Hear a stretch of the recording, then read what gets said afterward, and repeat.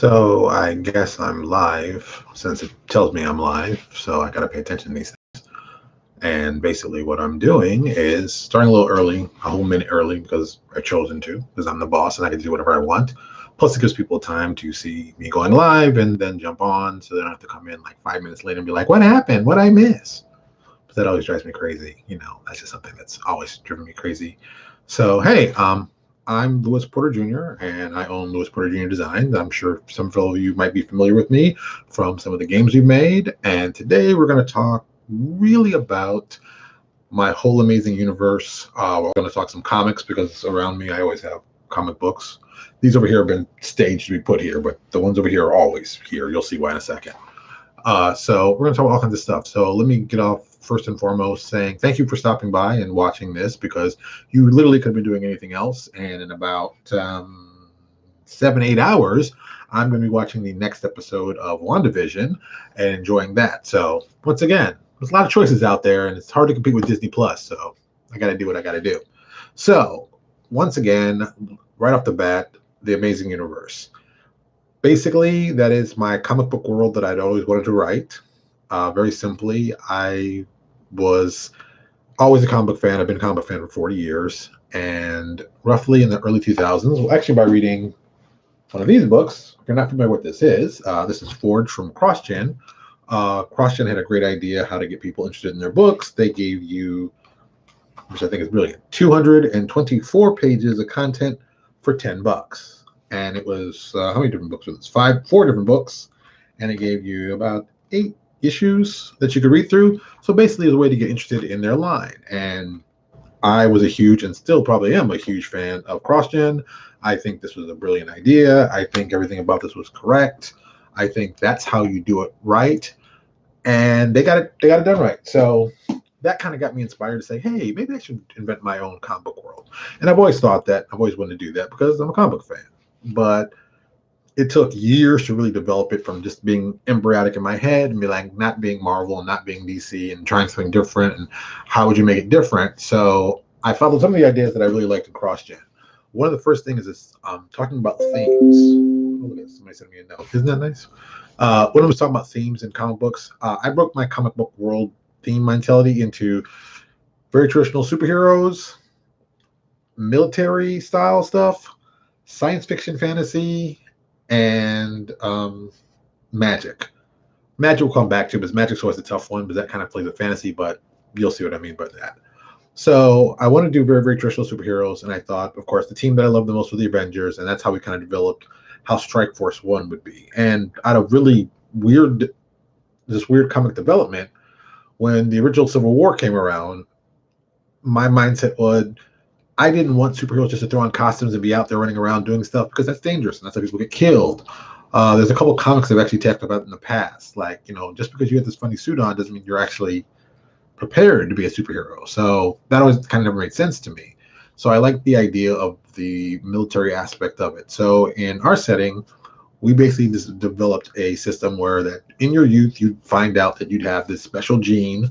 Sometimes things would happen, or you'd have a special gene, aka mutant, and you would develop, and the government would come and be like, look, we know you've got powers, we know that they're very dangerous, we want to make sure you know how to actually use them, and we're going to train you. So like your high school will be paid for, you'll be set, and then you'll be sent off to college. And there's 3 very specific higher learning institutions in the amazing setting. Actually pull them up so I get all of them, because I forget a lot because I'm an old man and things are forgetful. So there's the Brimstone Academy, which is very much like Xavier's School for the Gifted. There's the Archer Institute, which is very, very much like the Future Foundation. And there's the Royal Military University, which is West Point / Naval Academy. So if you're going to be if you knew you were going to be in the military and you knew you had a more very offensive ability, you'd go there. If you were more tech savvy, more intelligent, you would earn at the Institute, Archerwood Institute. And if you were kind of like in between both, not sure, you'd wind up at Brimstone. So we had several characters from the original concept of Strike Force 1 wind up at the military academy. Like if you picked up our products, you'll know that Beta and Gamma both went to the Institute. Also, the character Epsilon went there. The character Delta would, of course, went to the Institute. So it fits in like that. And I guess I should mention this because I always keep forgetting this. I guess I have to promote this. So we also have a Patreon that we have going on. Our Patreon is patreon.com/LPJ Design. You can go check it out. It has everything we've been building since last March. Last March, really? Maybe last May.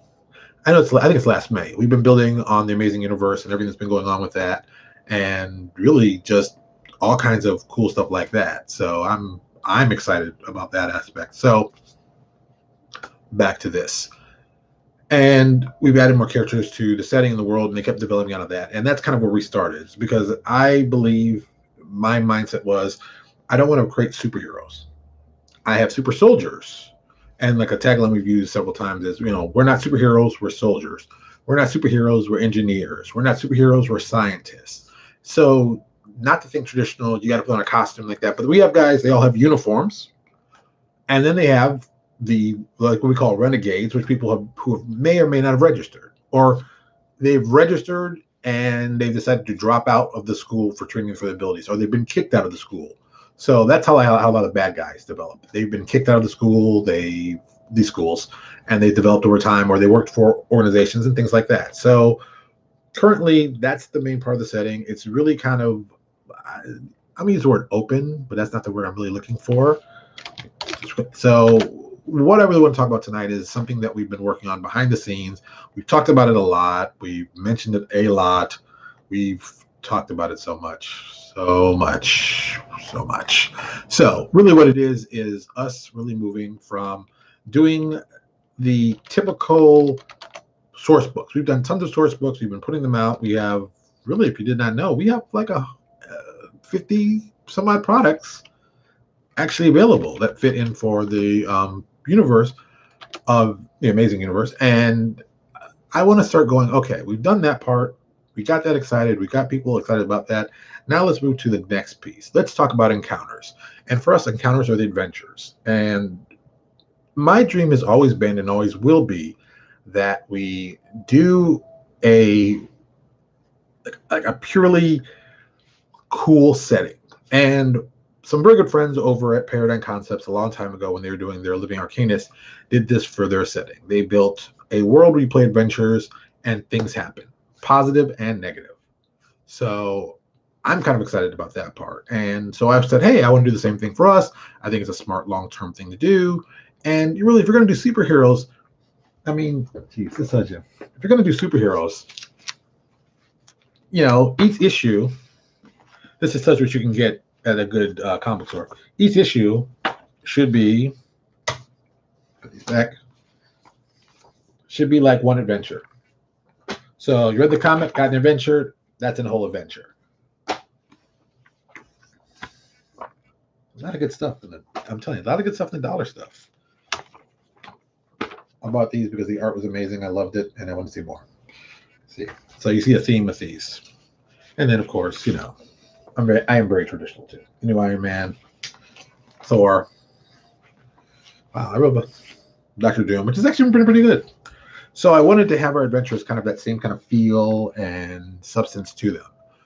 And with that, actually, I should be paying attention if people are actually writing me questions, because that should be fair. So why don't I actually check out to see if anyone's asking, any questions? Because some people are like, hey, man, talk about this. Hey, man, talk about that. And I'm like, yeah, I can't just talk about everything I want to talk about. I mean, I could, but that would bore you to death. So, let's do this the right way. Boom. So go here, just so I can check and see if you're asking any questions, because I don't want to miss the opportunity to answer any questions that you might have, because God knows that would be wrong. So I'll check on that once in a while, and then we'll be good. All right.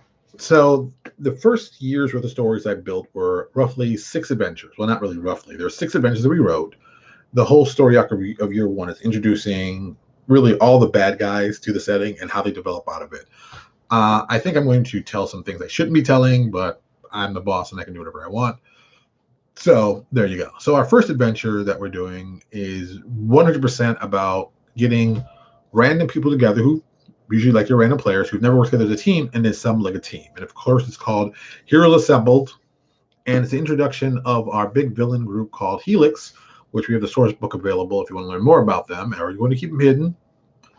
And basically, we are on the we're building all of our adventures on the Paul Levitt's paradigm, or the Levitt's paradigm, you might have heard it called.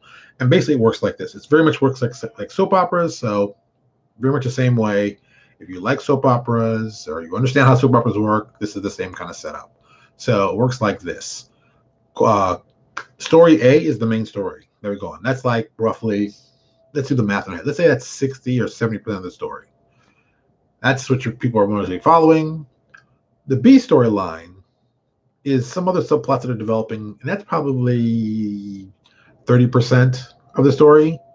And the C storyline is the setup for like the next big thing after the B storyline. So you play the adventure, that's the A story you get, and the B story, of course, is mixed in. So it's C story. But the end of it, that A story, boom, gets kicked out. And then usually what would happen is the B story moves up to be the new A story. The C story moves up to be the next B story, and a whole new C story starts. And that's how you can keep it rotating through a series. And we use that same method for us when we developed ours. So we did the first main story for this one is Helix is the main bad guy. Ta-da! Not really revolutionary. You knew what was going on. I will use the word redacted a lot. So when I use redacted, that's stuff I want to save because I don't want you guys to no. The B story in this is the creation of redacted and redacted. Those characters are going to appear later on. I don't want to give away their names, but you find out who they are. It's like, oh, okay. And the C story, which is important, but kind of like it comes at the end. The Mannheim Industries, which is one of our big conglomerates in our setting, is working on building a new AI. And in our setting, we only have one truly artificial intelligent machine right now, based on the thing. But there are several ones that will be coming later on. See how this ties in? This is my week. This is my week. This is why it ties in.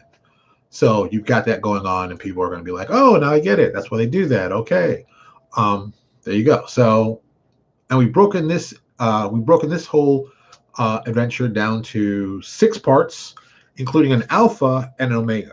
So one of the things I also liked in the concept of doing adventures is something that Paizo did, and they have like an introduction to their adventure. So here we're doing an adventure path. Here's the introduction. Here are the themes you're going to see, and they get people interested in playing the adventure because of that. I think that's a brilliant idea. I decided to do the same exact thing with mine. But with mine, I did a little difference is that we built our own archetypes. Maybe you've seen our lovely archetypes we have available at Drive-Thru RPG now. And you can pay for whatever price you like. It can be free. That's how nice we are. And we'll be using those archetypes in the game for people who don't have their own characters yet. But you can also bring your own characters. Everything's going to be set up. If I still believe right, it's going to be set up for PL10. Yeah, power level 10 is what we're starting at. I think it's 10. Yeah, it's 10. It's definitely 10 because some other things I think. Don't worry about that. But PL10 is where we're going to start. So we're going to have the alpha, which gives you the intro, and then we're going to have the omega. Now the omega is the setup for the next big thing. Hence, the C story is going to appear in the omega. You're going to get a little more detail what's going on. You're going to get some more backstory.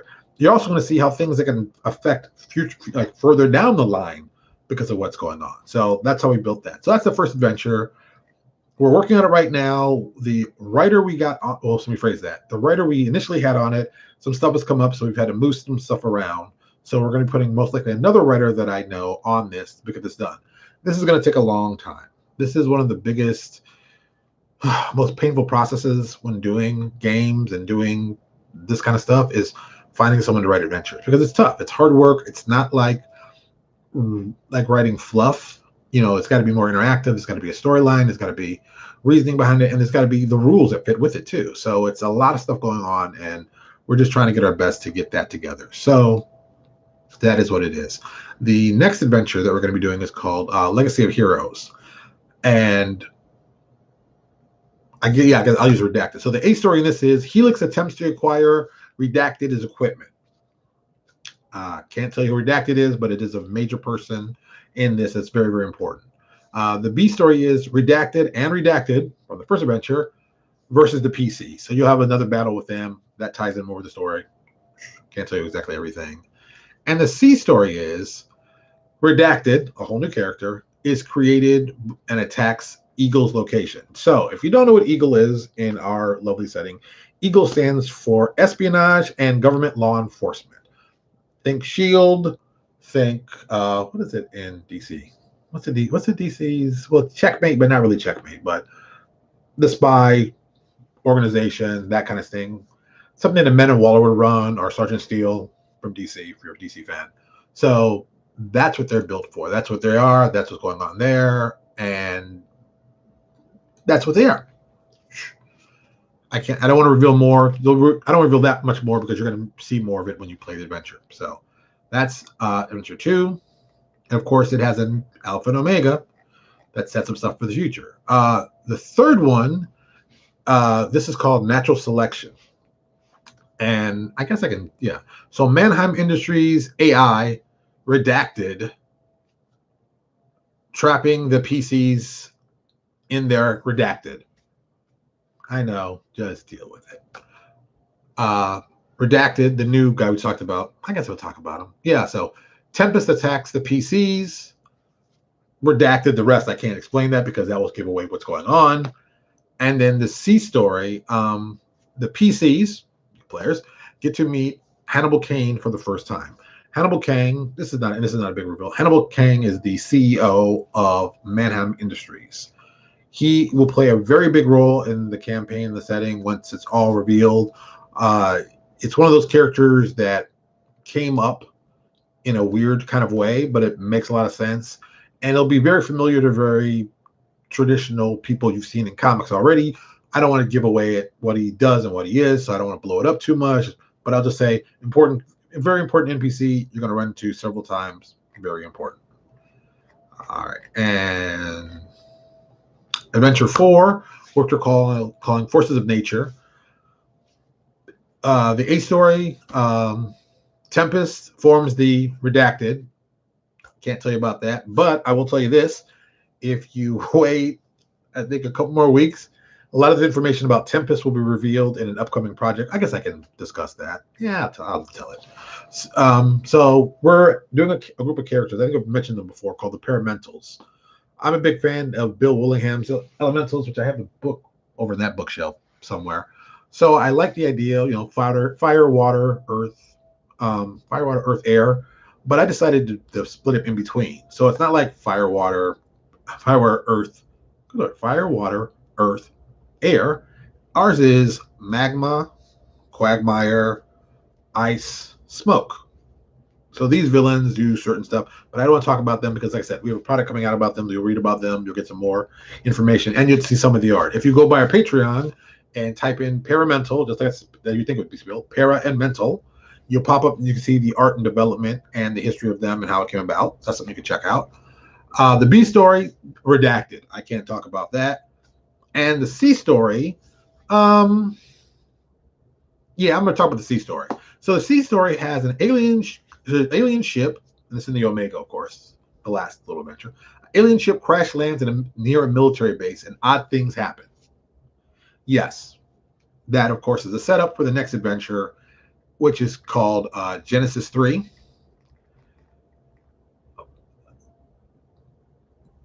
I've got to redact a bunch of stuff on this one because it's going to be tough to explain all of it, but I'll do my best. So, story A, Redacted infiltrates Twilight Inc.'s orbital platform, Genesis 3, and Redacted. I can't tell you the rest, but infiltrate, you figure it out. The B story, Redacted. And the C story,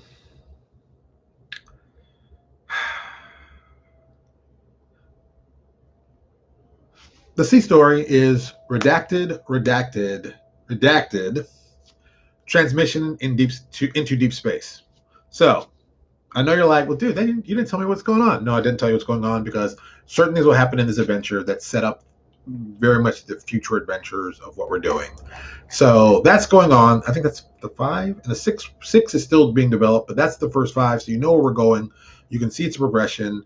And something that we did for these adventures, and I guess I'll tell you guys now because you're watching, and that means you're interested in what we're doing.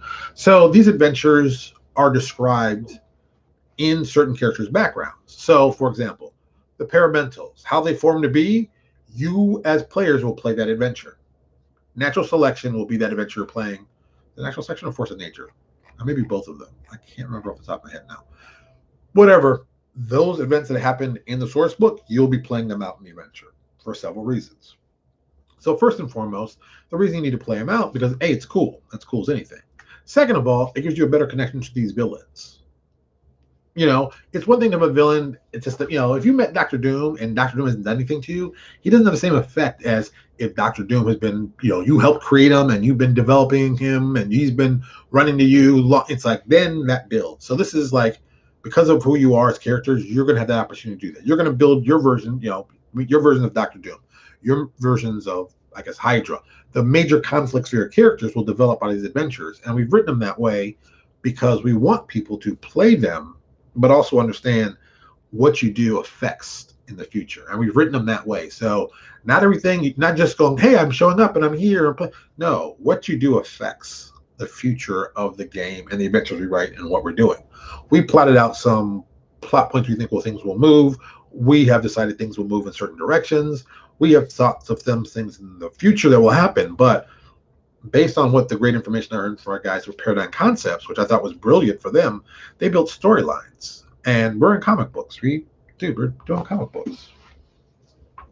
I want to show this off. I got this Monday, because my Valentine date, who's not really my Valentine's date, she's my girlfriend, was kind enough to give me some lovely, lovely gift cards so I could purchase this. She's a good girlfriend. She's trying to be super. She's getting me cool stuff. So I purchased that with that over my buddy Tate's store. So you see where we're going. But that was a little sidestep. But we want to make people feel like they're reading comic books when they're playing the adventures. And William, it's okay. The Mars landing is very impressive. I mean, I'm just Lewis Porter Jr. I'm just hanging out here talking about comics, having a fun time. Don't sweat it, William. It's okay. But I do appreciate you stopping by because you could have been doing anything else.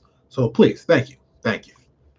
So, like I said, our adventure is going to feel like comic books, and they should feel like comic books. And we're going to do everything we can to make you. And when I use the word comic books, I mean good comic books. I mean the fun stories. I mean the cool stuff. I don't want to sit around and have people talk and sip coffee for it. No, we're going to do some of that. There's going to be some punching and smashing. There's going to be some learning the world. There's some investigating. A little bit of everything. But we are telling an overarching story.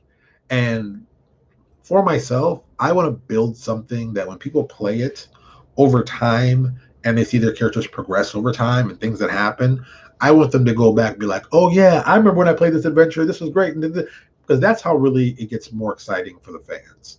Once you get people really investing their time and their characters in this, it's a great way to basically make a great adventure series and great memories. See, I've said it before and I'm going to say it again. I've always wanted to create a living campaign. And this is kind of the first step to that, because I think a living campaign is something that every company, no matter the size, including as small as us or as large as WotC, should do. Because when you build those stories that people get to play and interact, it only helps build and make the world stronger and more interesting. While most people are like, I don't know. That's the way I feel. That's why I've always focused on this. And that's why I've always planned it like this. And, I'm a comic fan first and foremost. I mean, I like Star Wars. I like Star Trek. But I am a comic book fan. Game of Thrones, cool. But I am a comic book fan. I am a fan of comic books. I have worked in comic book stores. Worked in comic stores. I've worked in price guides. I've created my own comic books. I've got artist gigs. I know tons of guys in the industry, in the comic industry, on the writer side and the artist side. I love it. It's something I love. I know lots of retail guys who do business. I love comic books. So when you're playing in our world, I want you to be just as excited as I am playing in our world. And we're trying to, I don't want to say we're trying, we are making spots for you guys to bring your characters and really live out your best moments. And yes, let me be blunt about this. Some characters are not going to make it. Some characters are not going to make it. I have never been a fan of killing someone just to kill them and then bringing them back. That to me is always cheapened that kind of return. The only return where I've always said, okay, I'm okay with it 100% has been Bucky. I think how they developed Bucky coming back was interesting. Bucky had also been dead for so long, so the connection, was there were people screaming, "I'm a total Bucky fan." It just didn't happen. People weren't, And creation of the Winter Soldier over time, I think, was a brilliant idea. And it made sense. And it worked really well when done in the comic. And in the movie, don't get me wrong, that movie's amazing. So we're not even, crazy about that. That's an amazing movie.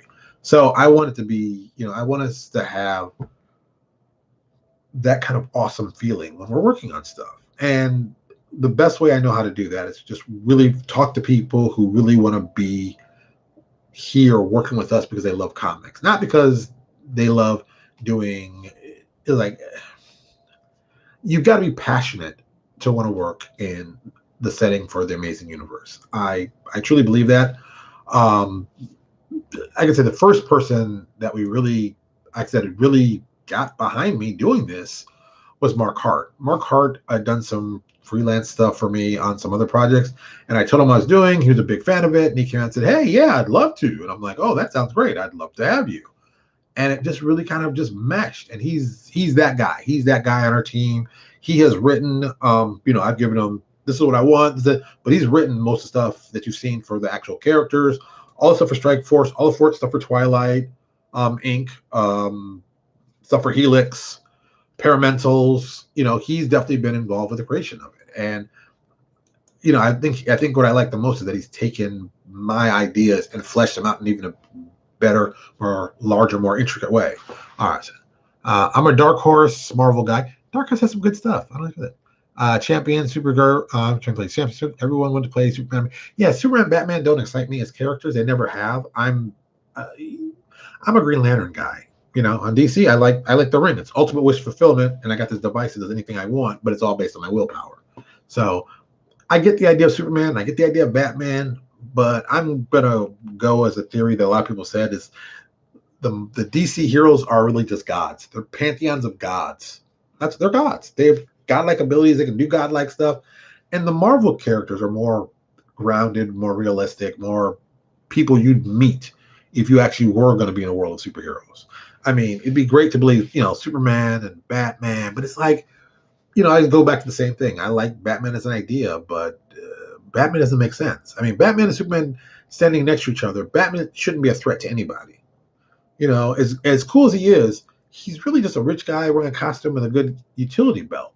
At least, Tony Stark was smart to make some power armor and be like, hey, this is how you protect yourself. Batman Beyond, have a suit like that. Then I wouldn't have like half the problems I think I have with Batman. You get a super suit, you make sense. You do stuff, it all makes sense. Him just punching guys with his fist, and that's, the movies make him, his strength level doesn't even make sense. And it's like, dude, Superman's ridiculously powerful. And to think that Batman's a threat for him, no. Not like physically, not hand to hand. That's no. But I digress. I just think you need to focus on making good characters for a good setting and developing it over time and really just making some really cool stuff. So far, you've already seen, like I said, you've seen Strike Force 1, you've seen Twilight Inc. And we have another group that I haven't started, I've worked on in here, but we haven't actually released anything for them. It's Hex Strike Black. That's our covert op team. And I've been running that team in my mind for a long time. I know how I want it to look. And I keep debating about putting them out first or another character that makes a little more sense. Well, I guess partnership instead of character. Yeah, partnership. We have two characters, one called Onyx and the other one called Rebel. And Rebel, it's Rebelle.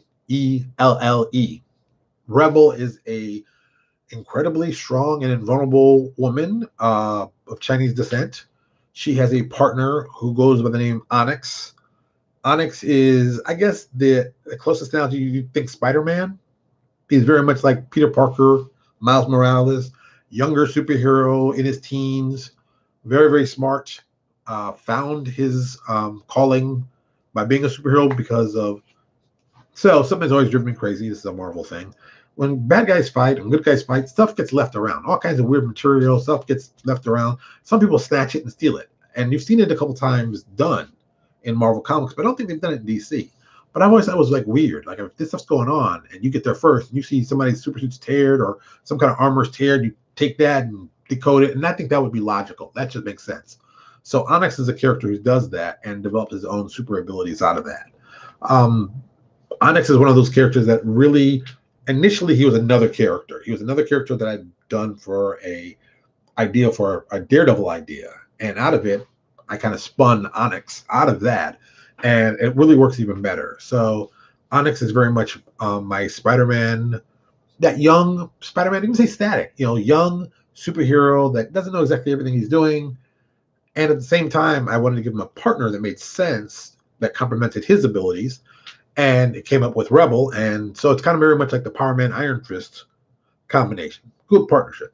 While she's invulnerable, she's also a member, former member of one of the major large criminal gangs in the setting. She's reformed due to some events. We haven't talked about that yet. And she's partnered up with him, and they very much do kind of Heroes for Hire / Spider-Man patrolling their area. Now, there's issues with that, not just with, other super villains. That's the minor thing.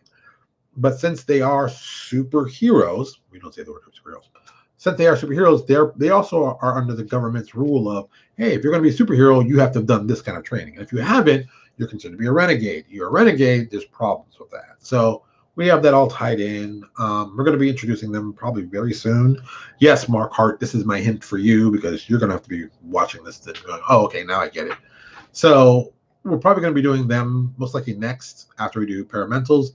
And then we're going to probably, even when I think about this, we're going to probably have to start digging into more bad guys. We have a lot of bad guys. We've built a lot of bad guys out of some cool ideas. One of my favorite bad guys we're doing a group called The Click.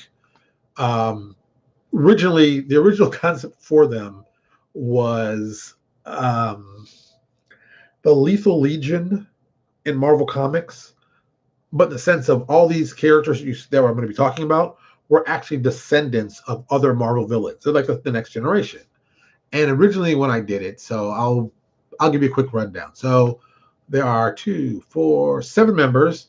The first member, her code name, Kensai, she was initially supposed to be Silver Samurai and the Viper's daughter.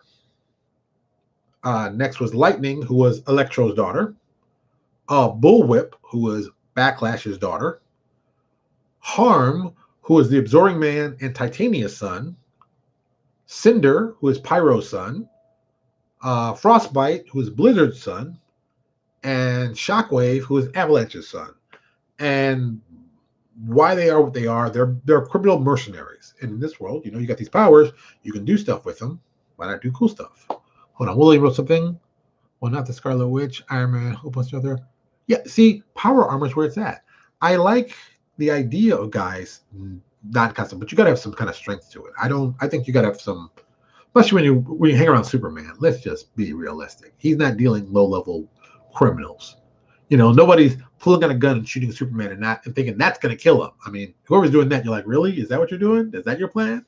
So yeah, it's not, it's like if the Hulk was in front of you and pulled out a gun, it's not going to turn out well for you. So why would you do something that stupid?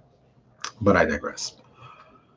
So the Click basically are mercenaries, and to get the right level of inspiration, I went and looked at the Flash's Rogues, one of my favorite bad groups, because the Rogues are criminals, but they have rules. They're criminals. They have rules. They don't try to break the rules. And, let's be honest, they're not really that powerful, but there's a lot of them, and they can do a lot of weird things. So it's like they can be enough of a nuisance to a decent level character. It's a problem. So I wanted the Click to have that same kind of feel. The Click is generally PL10. Most of them, I think everybody's PL10. Yes. They're all PL10, and they have some very unique abilities based on like what their parentages are, but I've also made some pretty cool changes, like Harm. Harm does, he basically can take on the properties of anything he touches, organic or inorganic, but he also can travel through that material if it's inorganic. So you touch a sidewalk, he can basically phase in the sidewalk and pop up across the street, kind of like a teleport. But he's swimming through that matter. Cool idea. I think it works well. You can also do cool things with that. There's lots of cool ideas. So that's right, Mark. I'm dropping little hints for you. Whenever I'm talking stuff like this, I'm talking stuff from Mark, because he's going to have to do all 90% of this. And, Frostbite, I like code generating characters, and I do. I like them because they're cool characters. It makes a lot of sense. Shockwave, another one. I like Avalanche. I've always liked Avalanche as a character. I thought it's been a cool ability, and I would love to see that done well. So I said, hey, we should do a character like that. So we did. And, and then we also have, well, I can't talk about them yet. These two I can't talk about yet. So then I'll talk about, all right, I'll talk about two big bad guys. All right, so the first group of bad guys, the Mosaic Trust. If you've been reading our Patreon, we've been talking about the Mosaic Trust for like the last couple weeks. What they are is I call them the Frightful Four, but that's kind of what they are, but not. I don't want to use the word the anti-Fantastic Four because that's kind of what the Paramentals are. They're kind of the anti-Fantastic Four, get it? But they're kind of the anti-Fantastic Four. So the Trust is basically an organization like Twilight Inc. that finds stuff, materials, scientific exploration, all that kind of stuff. But those guys are doing it for profit, 100% profit. It's all about the money. It's all about that. And if you go through our Patreon post, once again, our Patreon is patreon.com/LPJdesign. All the stuff is free, so you can check this part out. You can read about their backgrounds. And we made 8 characters that basically are the direct mirror for Twilight Inc. And we were inspired by lots of different characters. The ringleader was initially, I'd say, somewhat inspired by Baron Zemo, but Baron Zemo had a power armor and tons of cool gadgets. So kind of more like the wizard, but the wizard like with a little bit of Baron Zemo. Yeah. And then we had Heinrich Brick. Heinrich is a cool character with an ability that I stole straight out. I told you, I stole it from Negation. It's one of the coolest powers I ever saw, and I thought it was a great power, and I thought this would be the cool thing. And his power is very simple. He's a thief. He's a thief, 100% thief. And his power is he gets what he has the ability to get whatever he wants to help him get whatever he's trying to steal. So imagine if you've got jewels behind a big safe. Well, I might get the powers of super strength to rip the door off to get the jewels, or maybe I've got great super hearing. I can hear the tumblers a lot, or maybe I can phase through something. So there's so many different ways you can play that power, and that's one of my favorite little powers. I thought it was great, and I think it's cool. I'm going to use it. I've been using it for years in my head, so now you guys have to deal with that problem when you play. We have, Miss Ivanova. Oh, sorry, Ivanova. Her power is she controls bodily functions and your nervous system. Now, most people are always like laughing, that's such a stupid power, She can cause you to have a heart attack, or have a seizure, or have the brown pants incident. It's a pretty powerful power when you think about it and you're creative. So that's one of those ones that I liked. We have Inji Kanda. Inji, I'm going to use, Marvel used it, the same word, and I'm going to use the same thing. He's a math telepath. There was a character on Cynex from the New Warriors that was a math telepath. And one of the cool abilities is that he could overwhelm people's minds with the concept of like math directly to your brain. Now, people are like, well, that sounds kind of stupid. But we've all had that moment when like the numbers are getting too big for us and we can't make the calculation. He kind of does the same thing, but even more so. And I thought it was a kind of a cool ability because most telepathy is like, oh, you read minds, but no one ever just gives you, I'm going to give you massive information that your brain can't handle because your brain's not built that way. So that's something we built, and that's something I liked. And I said, yep, still in that. Hina Arado is another covert ops with power armor, lots of stealth tech. So if you think the Ghost or Spy Master from Iron Man, right on the, calculating pi is even more devastating because you get to understand the concept of how far the distance, like say if somebody says, let me give you the distance of the Earth and the Moon. But what does that really, you say that, but what does that really mean in actual? I mean, that's millions of miles. So you really think about like, holy, like that effect, math telepath. Sorry, Willem was asking, so I'm trying to give people a little more context.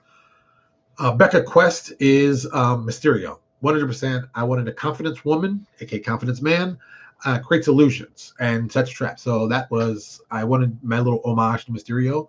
After seeing Mysterio finally on the screen for the first time, done amazingly well in Far From Home, it just made sense to do that kind of character for our setting. Alexei Babinski is our male hunter tracker. Craven, if you're a fan of Craven the Hunter, same kind of setup. There you go. Creo Spentius, I'm pronouncing his name horribly because I make the great names. I don't pronounce them well, so don't feel bad. He's a security specialist. He creates psychoplasmic tangle wire. And he's an escape artist. So he specializes in making traps and stuff like that. And this tangle wire is like a thin little wire that you can do all kinds of cool things with, like razor wire. Like you can make razor wire just when or you could set up traps. You could trap it and make it sticky. And he can do a lot of different things with it. So that's the kind of setup for that. So that's the Trust. They are cool villains. You're going to see more of them as the adventures go along. You're going to be dealing with them directly on some adventures. I can't tell you what's going to happen, but they will be coming up much sooner than later. Paramentals, you'll be seeing with them very, very soon. Mannheim Industries, we talked about. Mannheim Industries, think Roxxon, our inner gang. If you know who those corporations are from Marvel or DC, you know what they are. There you go. And the biggest, most important one is the Syndicate. The second biggest important one is the Syndicate. Well, they're the biggest, but the second most important. You'll see why in a second. So the Syndicate is roughly 15 villains that have gotten together that work as a team. They're like the largest collections of bad guys. There's 15 of them. Most bad guys are like 4 or 5, but not. So this was inspired by the Masters of Evil when they really started blowing up those numbers, when they had like 17 members and sometimes 20 members. And I thought when you get to that many people, there aren't many heroes that are going to take you on one by one. And the Syndicate is very much the same way. It's like, we're going to make sure you're safe. If anything happens in the court, we have lawyers. That's right. Bad guys get lawyers. We have lawyers to take care of that. But 50% of what you steal and what you do comes back to us so we can run all this. And that's kind of the mindset. And it is very much the Masters of Evil. But we've done some cool things. I don't want to go through all of them because there's so many. Plus, they're all pretty cool. But I will give you one of my favorite ones. That is Dale Anderson. She leads the Syndicate. And this is a power that's a little bit of an homage to Warren Ellis and Planetary. So she has the ability to stretch her mind out and colonize other minds around her. So really anyone within like 100, we said 100 feet, but we're going to try to change it, but it might be more. She becomes a silent partner in their body, like their psyche. Like she's in their psyche behind them. She still has her own body. She's herself. That's the silent partner. So she basically can know what's going on with you, and like you, and when you, even though you go out of her range, she's still in the back of your head. Like she's planted a little seed in the back of you, and now you're kind of doing things for her, but you don't even realize that she's there for you. That's bad. The other one, this power came from Marvel Comics. I keep thinking Fitzroy, not Fitzroy. Mountjoy. From, if you remember from the Bishop comic book limited series, there's a character named Mountjoy who had the same kind of power. And the second part of the power is called a hostile takeover. So let's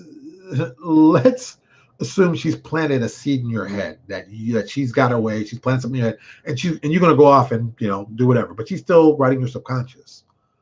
Well, the hostile takeover is that she absorbs the target's mind and soul while retaining their features. And their features will be mixed with her features. So she's a female Norwegian blonde. So imagine if she took over someone who was not Norwegian, she would look like a mix between that. So that's already like something's going on. And even weirder is that she's taken over this other body. She's still got a regular body, and she's got this new body with this new powers with this thing. So that's really disturbing. And they always joke, which I believe Warren Ellis said it best.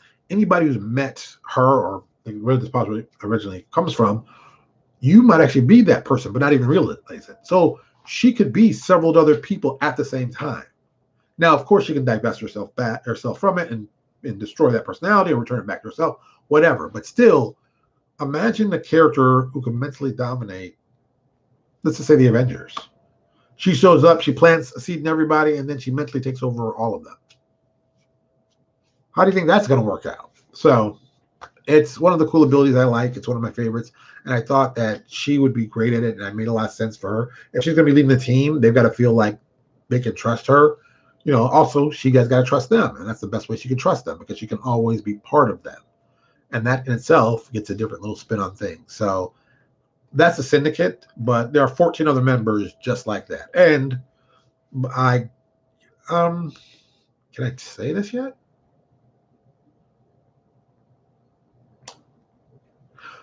Okay, so I'll just say it. So, if you've ever read our book on Randall's Aries, Randall Anderson, what's Randall's last name? I still just call her Randall. I don't even remember her last name. So if you picked up Randall's Aries Seaton and Evangeline Ava Kirby, the official handbook for the Amazing Universe, and you picked up that one with them in there, we'll mention Randall Aries Seaton. Her history's in there. I'm not going to go through her history, but what's important about her is that she belonged to Strike Force 3. Strike Force 3 had a certain issue come up, and I'm going to use redacted. I can't even say what it is, but just redacted that happened that basically forced this team to dissolve. Several of the people involved went to jail, and several of them wound up as villains. That being said, a few members of the Syndicate are some of these former members from Strike Force 3. And one of the more dangerous people who did not join the Syndicate, but he was a member of Strike Force 3, was a guy that I've been creating forever. This character has been one of my favorite evil characters. He goes by the name Gunther Haas. And Gunther Haas is a 100% horrible person. He is a neo-Nazi. He is a horrible person. And you're going to hate this character. There's nothing redeeming about him. It's not like he's doing things because of, he's just a horrible, horrible, horrible character. And I've always liked making that character because you think you need a character like that. And what makes him really dangerous in this setting is he basically has one power, but it has some very unique setup. So Gunther Haas has the ability to, if anybody comes within a certain range of him, and the range is, I think we've had it as a mile. I think we've done it. He absorbs those powers, or I shouldn't use the word absorb. I misspoke. He copies these powers. Now, if that wasn't bad enough, he doesn't just copy them at the same level as the person using them. Oh no, he gets these same powers even more powerful than the original character that has them. So if you want to use it in a really good sense, he meets up with Captain America. He can fight better than Captain America can easily. He meets up with Thor. He's got more power than Thor does. He meets up with Iron Man. Technological problem, right? Shouldn't be a thing. He can adapt that also. For some odd reason, this guy's abilities are so crazy, and he is a horrible, horrible person. And we made him very specific for the setting. It's just a character I've always wanted to make because he has a direct connection to like all the major characters in the setting in one way or another. But the guy's a douchebag in the best way, and he's a great villain. And you're going to see him probably over and over. And I have a quote I wrote on the character. I can't even call it a quote; it's just a statement, and it really just reads: "Utter bad guy, no redeeming qualities." That's what I don't want. This character should not be liked by anybody. If people like this character, you've done something wrong. There is nothing positive about this character. There's nothing we're trying to redeem. He is what he is, and I am 110% behind that. And he's a horrible, horrible character. Horrible. So that's what that character is. You'll be beating him probably sooner than you expect. But because of who he is and how dangerous he is, you can't just meet him all the time. He's a very, very unique character. He has very unique abilities. And even he has a weakness. And if you've read if you've read Strike Force, the official handbook for the Amazing Universe, with Strike Force member, gotta get it right. They were together. Zeta and Theta. we explain to you why he has an issue with Zeta. Yeah, he has a very serious issue with Zeta, and it's very interesting. And we don't really know why, but in the back of my head, I know why, but I can't tell you all yet. But it's one of those cool ideas. So there we go. So I've been talking for 50 minutes. Wow, I'm a talkative guy. We should all know this. So does anybody have any questions? Want to ask me anything crazy? I am always open for crazy questions. I'll let you all type some stuff in. Or something you saying, hey, I wish you would have done this, or I wish you could see more of this, or hey, I like when you guys did this. Please let us know. For us, we want to know what we've done wrong, or at least I definitely do. I'm sure my guys, they want to hear all the good stuff they've done because they're good writers. They want that. But I want to hear the bad stuff we've done. I want to hear where we made a mistake. We did something you didn't think was right. We may or may not have gotten you upset about something. That's the stuff that I'm always interested in. And, I try to make this as open and free of information and telling you, what we're doing. I want you all to know. And as a creative person, it's important for me to do creative work.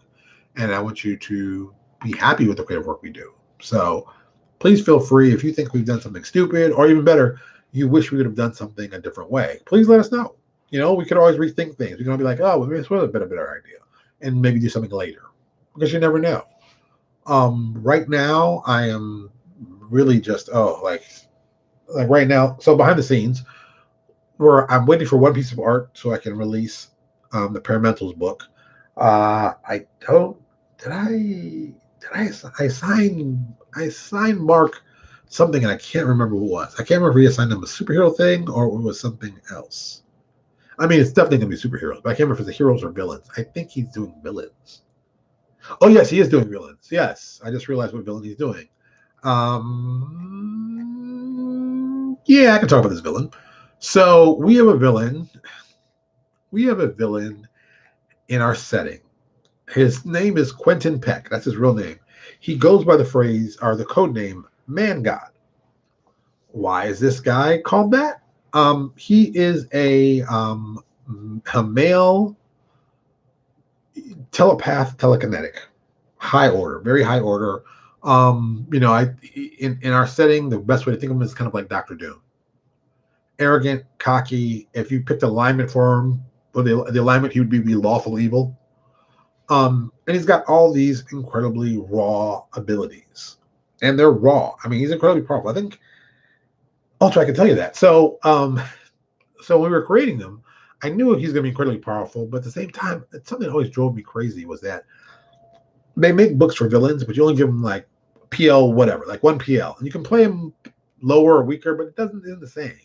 It would be so much better if you could have them at PL 8 or 9, and then PL 10, 11, 12, and then PL 15, 16. So you have 3 different versions of the same character, so you can play them at different levels, so your characters can grow into them. Because the first time you meet him, maybe he's weaker than you. And then the second time you meet him here, he's equal to or is maybe a little bit more powerful. And then later on, you meet him again, he's even more powerful. Because I like that in comics, because when you first meet the person, they're going to be weaker than you. They should be weaker than you. I mean, they're starting out. You're starting out. You need that balance. You need them to be weaker so you can be, I'm a hero. The next time you meet, it should be a problem. It should be like, this is, it should be at the same level. It should be, just level. And then in the future, even more so. They're more powerful. And I think that's something that doesn't happen enough in the whole creative of NPCs. You don't have to make one NPC that's at one level for one thing. We did something very similar to this when we did for our Neo Exodus, my Neo Exodus world. We built, how many different levels? They had 5? Yeah, we had 5 different levels for our main group of bad guys called the Folding Circle. And, we had them in like, the main guy had one at 5th level, 10th level, 15th, 20th, and then 25th. All right? Yeah, that's right. And he was just ridiculous. I mean, every level was dangerous, but even more so, it was like, it just became more dangerous more and more, and just really helped out the character, made him better, made him a little more interesting, got people more excited in him. And it was great to use. I mean, it was a great thing to use from in the long term. So it works that way. All right. Well, it's almost 11 o'clock here on my time. I'm on the East Coast. I want to thank everybody for coming out. I don't know how often I'm going to do these. I might do like another one maybe next week. I'll see. I don't want to do them too often, but I want to do them often enough that you guys can get some cool information. You can ask some questions. And since we're releasing more and more products, that's another thing. Oh, today, what did we release today? See, this is the problem. When you do this stuff so long, you forget stuff you release because, in my head, I've had that project, 3 weeks ago. The next one for that project is already out. Yes, that is very true. So we just released, I believe it was yesterday.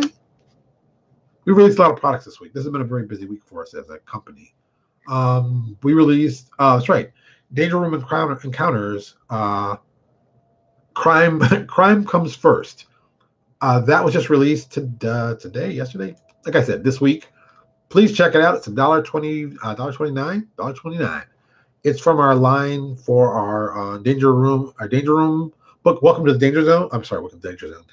Welcome to the Danger Room. If you are a fan of Green Ronin and you're buying their Danger Zone maps, the same maps they're using those, we use them in these adventures. So you already got that product.